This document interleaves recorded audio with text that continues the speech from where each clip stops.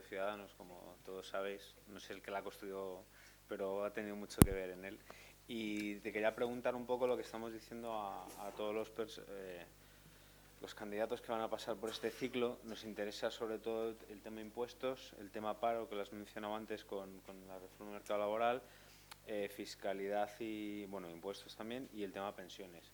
Queríamos preguntarte un poco, vosotros sois defensores del contrato único, entonces nos puede explicar un poco la reforma del mercado laboral que has mencionado antes, y luego también nos gustaría un poco, que parece que con el PP eso sí que estáis de acuerdo en la posibilidad de que sí que se pueden bajar impuestos y cumplir el déficit, que otros partidos parece que no.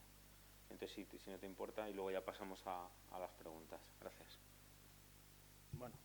Bueno, esto es casi una explicación de todo. Bueno, nuestra idea en el mercado de trabajo es intentar arreglar algo que no solamente es que no funcione ahora, es decir, ahora tenemos un 21% de desempleo y el mes pasado el 92% de los contratos fueron temporales, sino que históricamente no ha funcionado. El paro medio durante las legislaturas del Partido Popular ha sido del 18,6%, es decir, casi 1 de cada 5 españoles durante todo el tiempo de gobierno del Partido Popular que quería encontrar empleo no lo encontraba. Y en segundo lugar, durante las legislaturas del Partido Socialista ha sido algo peor, ha sido del 18,7%. Y la temporalidad sigue siendo, como no hace falta, bueno, se pueden mirar los informes de la OCDE o de la Organización Internacional del Trabajo, los que uno quiera, pero basta ver la realidad, que tenemos un gravísimo problema de precariedad. Frente a esto, nosotros proponemos varias reformas. En primer lugar, creemos que hay que acabar con la jungla de 45 modalidades de contratación, que son 45 formas distintas de equivocarse. Y en esto, como ocurre en otras cuestiones, nosotros tenemos un enorme consenso técnico, es decir, el Premio Nobel de Economía de este año, Jean Tirole, o Tomás Piketty, son partidarios, que es asesor de Podemos, son partidarios del contrato único y lo han dejado por escrito, pero es que también lo eran en su momento el ministro de Indos. Hay consenso técnico, pero se ha convertido en una cuestión obvia, que es que tenemos un problema gravísimo de fragmentación en el mercado laboral, de un 30% de los españoles que no consiguen un empleo fijo y una barrera terrible para convertir para convertir contratos temporales en contratos fijos. Entonces, en estas condiciones, nosotros creemos que, como recomienda la OCDE, además de todos estos economistas, que hay que ir hacia un único modelo de contrato que empiece con una indemnización creciente, que empiece en la indemnización de los contratos temporales y que vaya incrementando con el tiempo esta indemnización. De tal forma que ningún empresario se enfrente a la disyuntiva de tengo que hacer fijo a un señor y se van a incrementar el potencial coste de indemnización. En segundo lugar, esto lo queremos complementar bonificando a aquellas empresas que despidan menos y incrementando la cotización de seguridad social a aquellas empresas que están continuamente despidiendo. Esto, al final, no es más que utilizar, de nuevo vuelve a ser una cuestión técnica y económica, utilizar la óptica de los contratos de seguro. Las compañías aseguradoras, cuando te bonifican si no tienes siniestro y te incrementan la prima si estás continuamente teniendo siniestros, es decir, teniendo haciendo cosas que le suponen a ellas un gasto. Y esto es importante para mantener la estabilidad. Ambas cosas tienen un objetivo fundamental: mantener la estabilidad de las plantillas, de tal forma que las empresas vayan invirtiendo en formación de sus trabajadores y sean más productivas, porque no hay empresario que invierta en la formación de un trabajador, ni trabajador que aprenda en 3 días.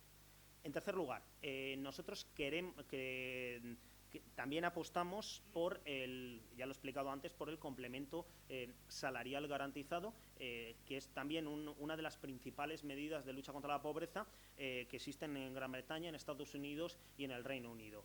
Y evidentemente, dada la situación excepcional que tenemos, creemos que hay que hacer un esfuerzo excepcional, pero eso sí, un esfuerzo que podamos financiar, que ya he explicado antes cómo lo podíamos financiar, y en segundo término, un esfuerzo que tenga sentido económico. Es decir, el pagar rentas universales, como proponen otros partidos, el Partido Socialista y Podemos, tiene el terrible problema de que es un desincentivo obvio al trabajo.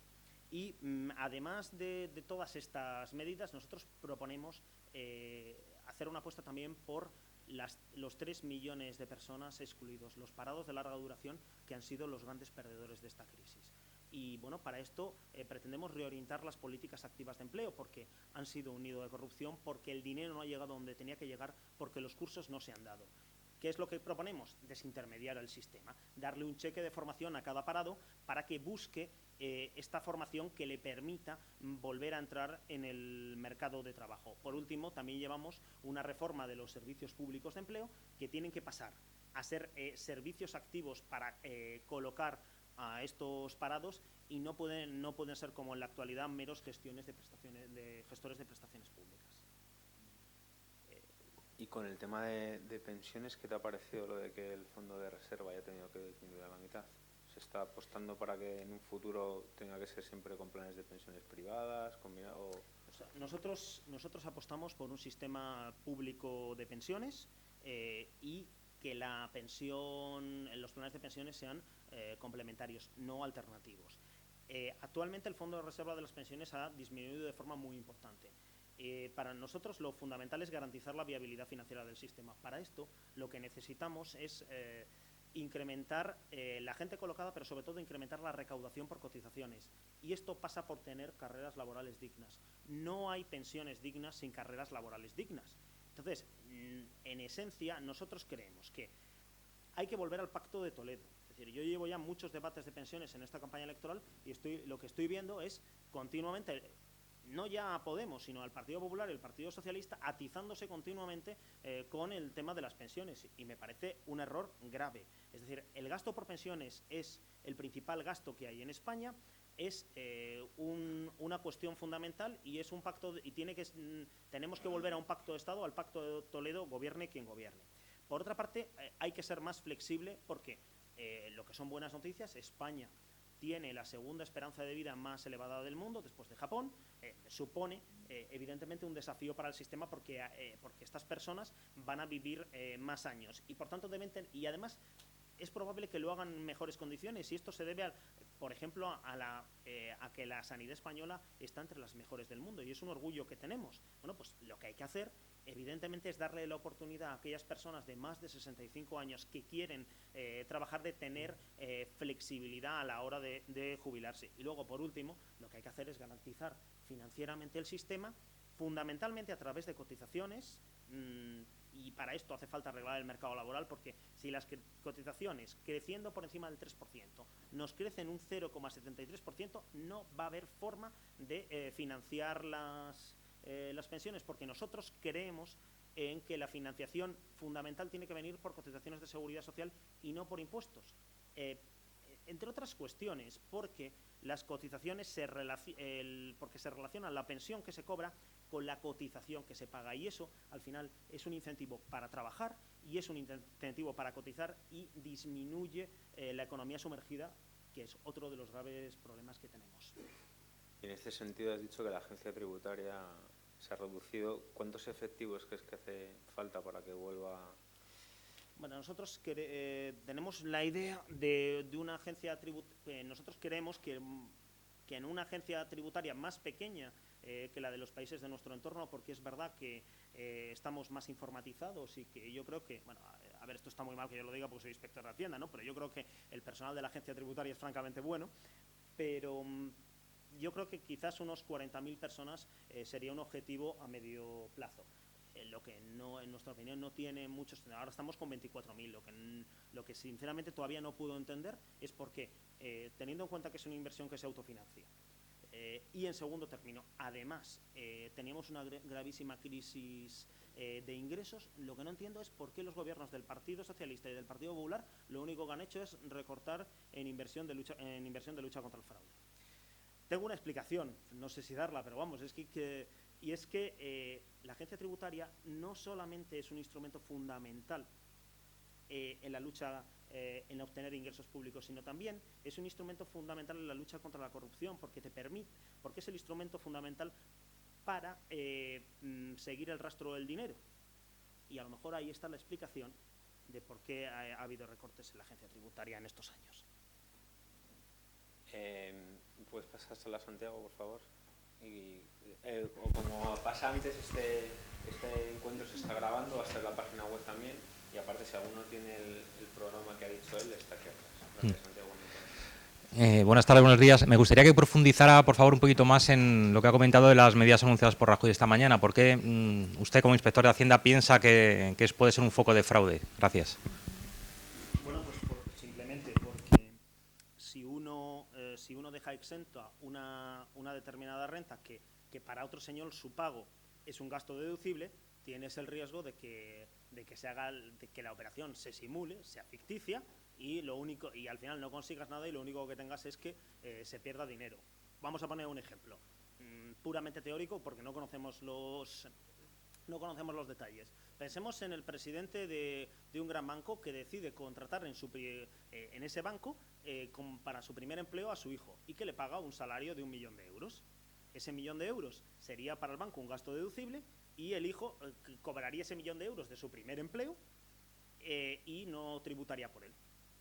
A ver, esto es un caso exagerado, pero es bastante evidente que el riesgo de fraude existe. Sí, Santiago. Que estará topado. No. Vamos a ver, yo me imagino que estará topado, pero vamos a ver. Si está topado, seguirías teniendo el mismo riesgo de fraude, pero por importes menores. A ver, lo que quiero decir con esto, claro, es decir, si lo tienes topado por 25.000 euros, pues te puede ocurrir eso, 25.000 euros de gasto deducible en una empresa que deja de pagar un 28% de esos 25.000 euros en el impuesto de sociedades, unos 7.000 euros, y este señor que cobra los 25.000 euros se los cobra libres de impuestos. ¿Eso es fraude? Si el señor no trabaja, claro que es fraude. ¿Disminuye la recaudación? También. Entonces, lo que me parece que no es serio de un gobierno es que esto no se incluya en los presupuestos que tenemos aprobados por anticipados en 2016. Tampoco se incluye en el programa electoral, lo suelta el candidato y no dé un solo detalle, porque las medidas de rebajas de impuestos, en primer término, cuestan dinero. Y hay que decir de dónde se va a sacar en una situación como la que tenemos. Y en segundo lugar, para valorarlas correctamente tienen que venir con detalles, porque es bastante evidente que cada vez que uno establece una medida de este estilo está abriendo un potencial agujero y o lo tenemos muy claro cómo lo vamos a controlar, o sencillamente se nos puede escapar todavía más dinero por un fraude fiscal que en España, créeme, no es pequeño, desgraciadamente.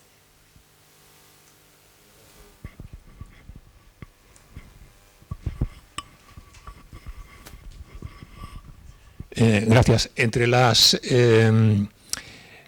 medidas que proponéis está la supresión de las diputaciones provinciales, una cosa que me parece muy razonable porque 4 administraciones territoriales yo creo que no hay país que lo aguante, pero la cuestión es que en la Constitución está contemplada las provincias como entes territoriales con personalidad jurídica. Entonces quizá la supresión, pregunto, debería exigir una reforma constitucional. Entonces, en este plano de reforma constitucional, ¿crees que habría algún otro partido político que apoyaría a Ciudadanos en esa iniciativa? Porque mi impresión es que los demás partidos no solo están contentos con este ámbito territorial, sino que a veces incluso están deseando modificarlo al alza, a crear más entes tanto de carácter territorial como de carácter institucional. Entonces la cuestión es esa, es decir, primero, si entiendes que se exige una reforma constitucional y, en segundo lugar, si encontraréis apoyo, en el caso que sea necesario, en el resto de los partidos políticos. Bueno, lo que dice exactamente, en mi opinión, la Constitución es que la circunscripción electoral es la provincia. Y para cambiar el sistema electoral, evidentemente, y no tener provincias como circunscripción electoral, sí que se exigiría una reforma constitucional. En segundo término, uno puede tener una representación prácticamente al mínimo sin competencias reales, y al final lo que es el ahorro, tenerlo sin necesidad de una reforma constitucional, que sí sería necesaria, por ejemplo, para eliminar el Senado, el tema de que de nuevo vuelva un 90% de los españoles que están a favor. Con todo, a ver, no va a ser sencillo, y evidentemente estos temas donde tenemos un enorme consenso político, tenemos un enorme consenso social, pero muy poco consenso político de otras opciones, pues esto va a depender de los españoles. Es decir, si tenemos votos suficientes y fuerza suficiente, podremos llevar a cabo nuestro programa, y si no tenemos una fuerza suficiente, pues bien, es una decisión de los españoles. Al final creemos que esto se puede hacer, y es verdad que los demás partidos no son favorables, sin dar muchas explicaciones, a esta eliminación, con lo cual es una decisión que le corresponde a los españoles. Hola, buenos días. Quería preguntarle, bueno, hemos leído estos días los escándalos de los presuntos pagos de comisiones a políticos como el señor Gustavo Ariztegui, como Gómez de la Serna. Quería preguntarle si le parecen legal, moral en su caso y si hay necesidad real de implantar más mecanismos de control a los políticos, a las personas que ostentan cargos públicos. Gracias. Bueno, estos casos que hemos ido conociendo recientemente por la prensa, desde luego, inmorales son. La legalidad o no, bueno, pues está ahora mismo bajo investigación judicial, pero desde luego el asunto tiene muy mala pinta. Y en tercer lugar, lo más claro que nosotros creemos que, bueno, en fin, como dice la ley electoral, como dice el reglamento del Congreso, debería ser excepcional la compatibilidad y desde luego la compatibilidad se ha ido concediendo de cualquier manera. No es lo mismo que un diputado vaya una vez a la semana a dar una clase en la universidad, que parece una cosa compatible y razonable, con estos cobros de comisiones. No se sabe muy bien por qué razón. Es decir, aquí, ¿qué nos parece? Que lo fundamental es que se hagan cumplir las leyes y para esto pues son necesarias muchas cosas, pero en estos casos que hemos hablado, por ejemplo, de diputados, para nosotros sería absolutamente fundamental la supresión de los aforamientos. Para que los políticos estén sometidos al mismo régimen y a los mismos y al mismo control judicial que cualquier otro ciudadano. Y dicho esto, evidentemente hay un problema de incompatibilidades, pero parece ser que hay cosas todavía peores o que podría haberlas, y en estas condiciones lo que también está claro es que también hay que cambiar las reglas de adjudicación de los contratos públicos, que parece que están en el origen de todo este tema de corrupción. Sí, buenas. Anteriormente le han preguntado al ministro que cuáles serían las líneas rojas para negociar en términos de política económica. Y ha venido a decir que no estaría dispuesto a relajar la senda de consolidación fiscal, como ustedes proponen. ¿Cuáles serían sus líneas rojas? Bueno, o sea, perdón un momento, a ver si lo he entendido bien. Que el ministro que más ha subido impuestos de la historia de la democracia y que además ha incumplido sistemáticamente todos los objetivos de déficit, dice que que su línea roja consiste en ¿cómo se llama esto? En el cumplimiento del objetivo de déficit. El mismo que le niega la información a la Autoridad Independiente de Responsabilidad Fiscal y que luego le ha dicho Europa que tiene un agujero presupuestario y no lo arregla. ¿Ese es el mismo? Bueno, vamos a ver, para nosotros evidentemente el cuadrar las cuentas y la consolidación presupuestaria son una línea roja, pero además es que, vamos a ver, va a ser una línea roja, nos pongamos como nos pongamos, para todo el mundo, porque nos lo van a exigir desde Europa. Dicho esto, lo que es el tema del timing, nosotros lo podríamos cumplir si no heredásemos un agujero precisamente del gobierno de Rajoy y Montoro. Para nosotros lo que para nosotros es muy importante como aspecto fundamental en nuestro programa económico es el cambio del modelo laboral. Para nosotros es esencial cambiar un modelo de trabajo que no funciona y nosotros estamos aquí para cambiar las cosas. El principal problema para todos los españoles es el paro. Nosotros no queremos sillones, nosotros lo que queremos es cambiar las cosas y nos parece que lo esencial sería el cambio desde el punto de vista económico, sería el cambio del mercado de trabajo y es decir, el contrato único y el complemento salarial garantizado y el cambio en las políticas activas de empleo. Dicho esto, también otro aspecto que para nosotros es fundamental es la regeneración política y democrática a la que debería someterse cualquier gobierno que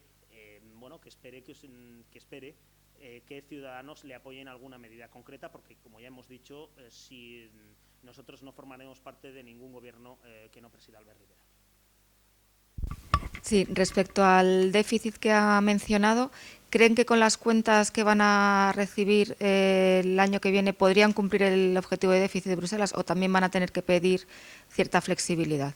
Bueno, ya he estado explicando pues dependerá de qué es lo que nos encontremos, porque el problema aquí, como he explicado anteriormente, es que cuando se le niega información a la Autoridad Independiente de Responsabilidad Fiscal y cuando además la Unión Europea dice que hay un agujero y se han sobreestimado los ingresos, bueno, pues habrá que ver de qué magnitud es todo esto antes de ver si se puede cumplir o no. Nosotros creemos que nos estamos intentando curar en salud. Nos parece que el primer año va a ser complicado, pero nosotros sí que nos comprometemos a partir de ahí a seguir reduciendo el déficit basándonos en un crecimiento de mayor calidad que genere mayores ingresos públicos. Pero es una de nuestras prioridades, pero es que es complicado saber porque, desgraciadamente, no tenemos toda la información.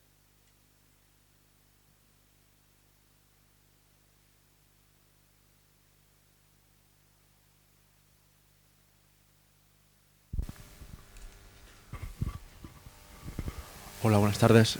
Yo quería saber, respecto a la declaración de bienes en el exterior, si tenían algo pensado, alguna reforma, como Bruselas últimamente está investigando, qué querían hacer, en fin. Bueno, respecto a la declaración de bienes en el exterior, nuestra idea es fusionarla con la declaración del impuesto del patrimonio y además cambiar sustancialmente esta declaración. Ahora mismo obligamos a retratarse a los contribuyentes que tienen bienes en el exterior en el impuesto del patrimonio y también en la declaración de bienes en el exterior. Nuestra idea es concentrarlo en una única declaración. Sí, en un impuesto del patrimonio yo tengo que colocar todos mis bienes. ¿Tributarían por ello entonces? Nosotros vamos a ir por... Sí, vamos a ir... Nosotros, nuestra idea es que el impuesto del patrimonio lo gestione directamente el Estado y no las comunidades autónomas.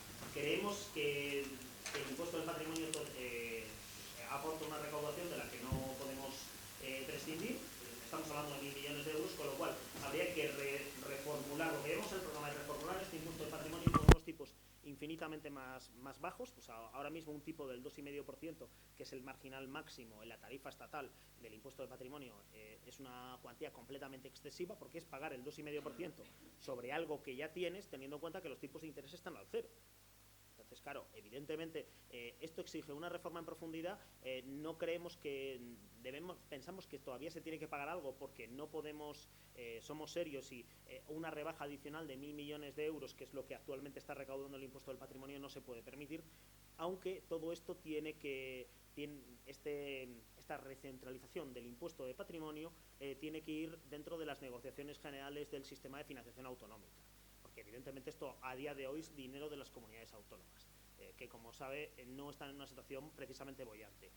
Volviendo al tema de la declaración de bienes en el exterior, nuestra idea fundamental es que hay que distinguir, que no se hace en la actual declaración, el señor al que le pilla Hacienda del que presenta una declaración complementaria o una declaración fuera de plazo. Este segundo, lo que no puede haber en estos casos son supuestos de imprescriptibilidad, ni puede haber unas sanciones tan absolutamente excesivas como actualmente existen. Por tanto, nosotros creemos que nosotros vamos a modificar todo esto antes de que la Comisión Europea nos lleve al Tribunal de Justicia y nos veamos obligados, como en ocasiones anteriores con el céntimo sanitario o con el impuesto de sucesiones, a que nos obliguen a modificarlo a uña de caballo.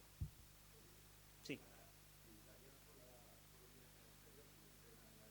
Bueno, vamos a ver, teóricamente a día de hoy, si en el impuesto de patrimonio tú tributas también por los bienes en el exterior. Sí, buenos días. Ha dicho, o le he entendido, que en el tema del déficit, que no se conocen o que no pueden conocer todos los ingresos o gastos de las distintas administraciones. No sé si es que temen que pueda haber un déficit oculto o que no. Y por otra parte, sobre las pensiones, ya hay varios partidos que han propuesto financiar algún tipo de pensión vía impuestos. No sé si Ciudadanos también es partidario de esa idea. Gracias.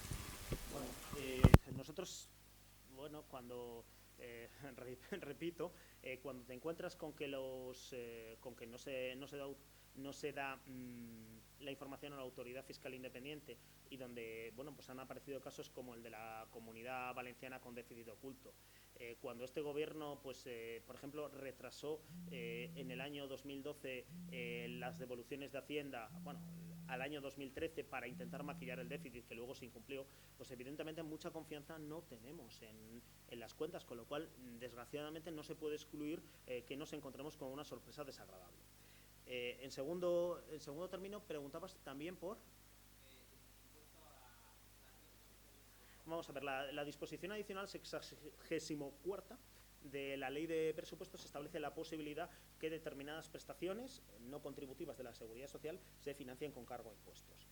Las prestaciones que no son contributivas podrían financiarse con cargo a impuestos, en principio no hay problema, porque a nosotros nos parece que la contributividad, es decir, que se relacione la pensión que tú cobras con lo que tú has cotizado es una buena idea por las razones que expliqué antes, pero que las prestaciones no contributivas se podrían financiar con cargo de impuestos. Ahora, eso exige que en el otro área, en el déficit que tiene la Administración General del Estado o en el que tienen comunidades autónomas, se equilibren las cuentas. La pregunta aquí es cómo se puede hacer eso. Porque claro, la solución fácil es lo que ha dicho el Partido Socialista, establecemos un nuevo impuesto, pero hay que decirle a los españoles qué nuevo impuesto se va a establecer, por qué cuantía y quiénes van a ser los que paguen ese impuesto. Nos parece que en general las cotizaciones de seguridad social deberían ser suficientes, pero esto no deja de ser más que la enésima manifestación de tener un mercado de trabajo que no funciona, que al final se refleja en las cotizaciones se incrementan un 0,73%, mientras tenemos un crecimiento económico del 3%. O sea, ¿eso qué indica? Que tenemos que, por eso, una de nuestras prioridades es cambiar este mercado de trabajo que no funciona. Hola, buenos días. Tenía una pregunta sobre el límite o cómo se aplica el tema de la regeneración política. En fin, se ha puesto un límite de no apoyar a ningún gobierno que pudiese tener problemas éticos y demás. Entonces, en este momento hay, o desde hace ya 9 meses, ¿no?, una instrucción terminada en la cual el juez instructor dice, ¿no?, que el PP es responsable civil subsidiario, si estoy bien en los términos, entre 1990 por una supuesta todavía trama de financiación entre 1994-93 hasta 2008. Eso implica 4 años bajo el presidente Rajoy, ¿no? O sea, de 2004 a 2008 el presidente Rajoy era en su momento presidente también del PP. ¿Cuál es el límite operativo bueno, podemos esperar que Ciudadanos apoye este partido o no al partido, o que apoye, o sea, si se cumplen las expectativas se van a ver ante esa situación, ¿no? O sea, si se cumplen las encuestas, el PP va a ser el partido que formará gobierno y encima tendrá esa instrucción ya pública desde hace 6 meses en la cual se habla de ese tema, ¿no? Efectivamente, parece que el Partido Popular tiene graves problemas de corrupción.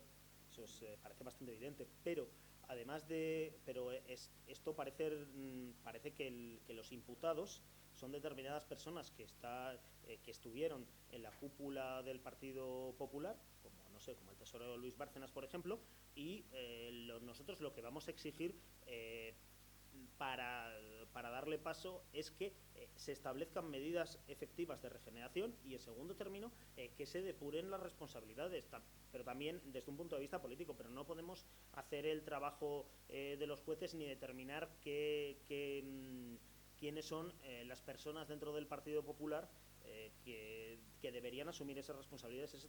Eso lo tienen que hacer ellos. En función del programa que presenten, nosotros creemos que vamos a ganar las elecciones, se lo digo sinceramente, pero bueno, con independencia de eso, si eso no fuese así, habrá que ver el programa y las personas concretas a lo que se comprometiese a la hora de verificar si Ciudadanos le da apoyo o no le da apoyo exclusivamente de cara a la investidura. Pero si nosotros no ganamos las elecciones, estaremos en la oposición. Otro tema es que, como hemos hecho hasta ahora, garantizaremos la gobernabilidad en la medida en que podamos.